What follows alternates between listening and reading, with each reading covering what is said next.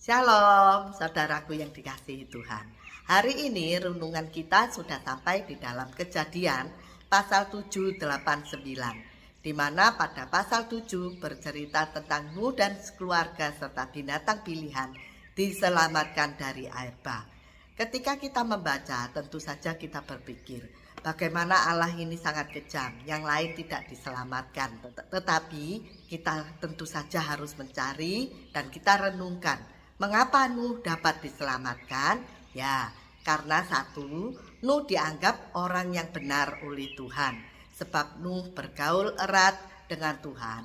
Yang dapat kita baca di dalam ayat 1 ataupun di dalam pasal 6. Sebab pada zaman itu banyak orang-orang yang tidak benar di sekelilingnya. Lalu yang kedua, Nuh adalah orang yang taat, yaitu Nuh tetap membuat perahu meskipun pada waktu itu tidak ada hujan.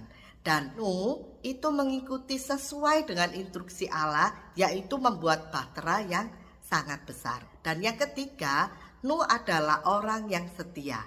Sebab membuat bahtera yang begitu besar membutuhkan waktu dan proses yang lama. Bisa saja Nuh gagal di tengah-tengah pada waktu pembuatan, tetapi hal ini tidak terjadi. Sedangkan Nuh pada usia 600 tahun baru menaiki bahtera itu.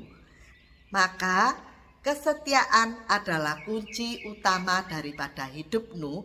Dia dapat diselamatkan melalui bahtera yang dia buat. Bapak Ibu, jadi kita tahu ketika kita orang Kristen hidup di dalam kebenaran dan kesetiaan kepada Tuhan, maka kita juga akan diselamatkan.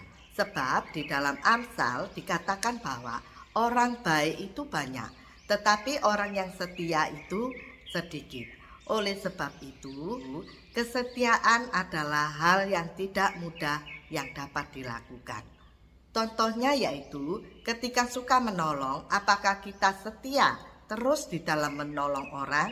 Ataupun ketika beribadah, apakah kita setia terus beribadah? Ataupun ketika suka melayani, apakah kita terus dapat melayani sampai pada akhir daripada keimanan kita? Maka dari itu Nuh adalah contoh daripada kesetiaan, di mana karena kesetiaan Nuh dia dapat diselamatkan oleh bahtera yang dibuatnya sendiri dengan ketaatan kepada Tuhan. Jadi sekarang kita tahu orang-orang yang berhasil adalah orang yang mau belajar setia, baik dalam keluarga, terhadap pasangan, terhadap gereja, pelayanan atau apapun juga.